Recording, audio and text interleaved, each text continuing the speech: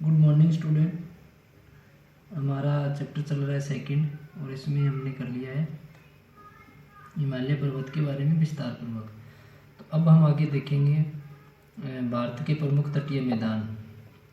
अब जो भारत है उसके तटीय मैदान भी है, उनका हम विस्तार पूर्वक वर्णन करेंगे। तो नंबर 1 पर है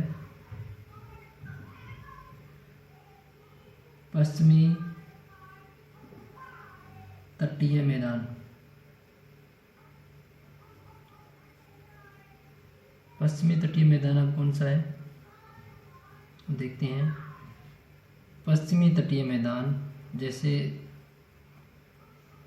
दिशा से पता लग रहा है कि पश्चिम में कौन से राज्य पड़ते हैं। गुजरात हो गया, महाराष्ट्र हो गया, कर्नाटक हो गया, केरल हो गया।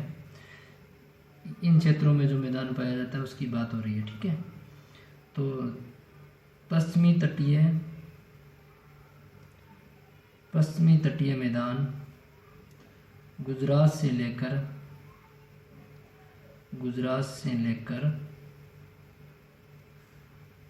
केरल तक फैला है। ठीक है, ये हमारे गुजरात से लेकर केरल तक फैला हुआ है।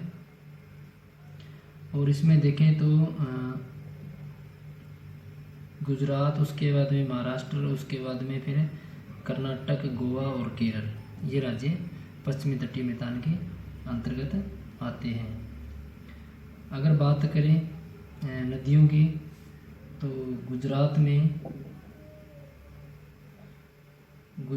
नर्मदा और ताप्ती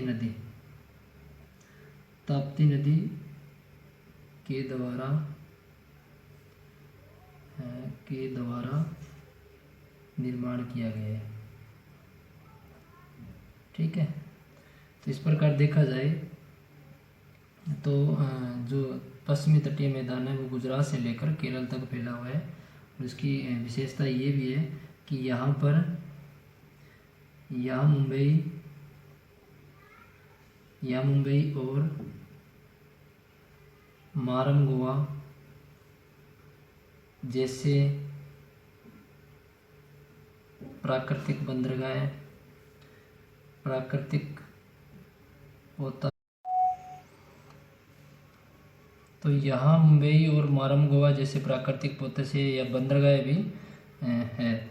तो ये जो बंदरगाह, हम एक स्पेशल हमारा टॉपिक रहेगा बंदरगाह पे, उसमें मैप में भी देखेंगे। बंदरगाह आपको यहाँ बता देता हूँ क्या होता है पोते और बंदरगाह। ये जो हमारी समुद्री जहाज होती है उनके ठहरने का स्थान होता है। ठीक है, तो इसको हम अलग अलग करेंगे पार्ट में। इसके बाद में देखा जाए तो यहाँ पर अनेक प्रकार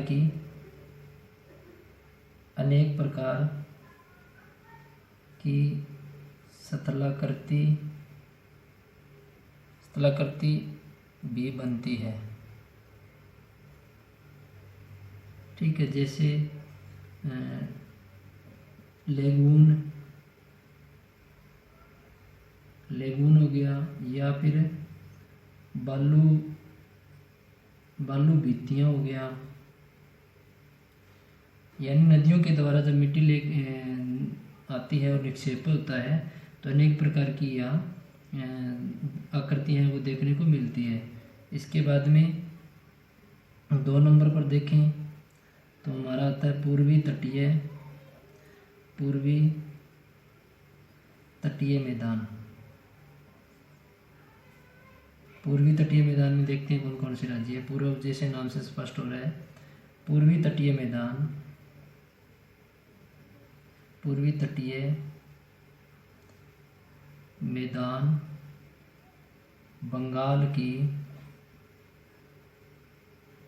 बंगाल की खाड़ी के तट के साथ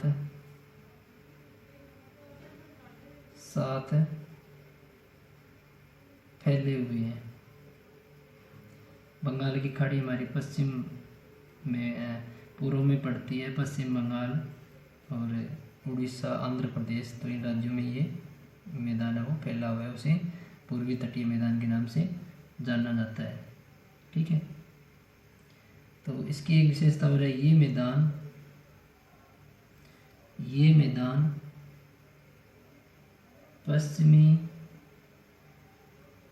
पश्चिमी तटीय मैदानों की तुलना में अधिक चौड़ा है। इसकी चौड़ाई है ना वो अधिक चौड़े तथा समतल है। इनकी जो विशेषता है, ये पश्चिम के जो मैदान है इनसे अधिक चौड़ाई पाई जाती है इनकी, और देखा जाए तो ये समतल मैदान भी है। ठीक है, इसकी जो बात करें नदियों की, यहाँ नदियाँ महानदी के बाद में गोदावरी, ठीक है, उसके बाद में कृष्णा, इसके बाद में बात करें कृष्णा व कावेरी। इन नदियों के निक्षेपित पदार्थों से इस मैदान का निर्माण हुआ है। ठीक है, तो ये नदियां हैं पूर्वी मैदान का निर्माण करने वाली है। इसके बाद में देखें तो छोटी छोटी नदियां हैं, कई नदियां और इस मैदान में अपना जो निक्षेपित पदार्थ है वो जमा करती है। ठीक है, अब हम देखते हैं एक मैप में,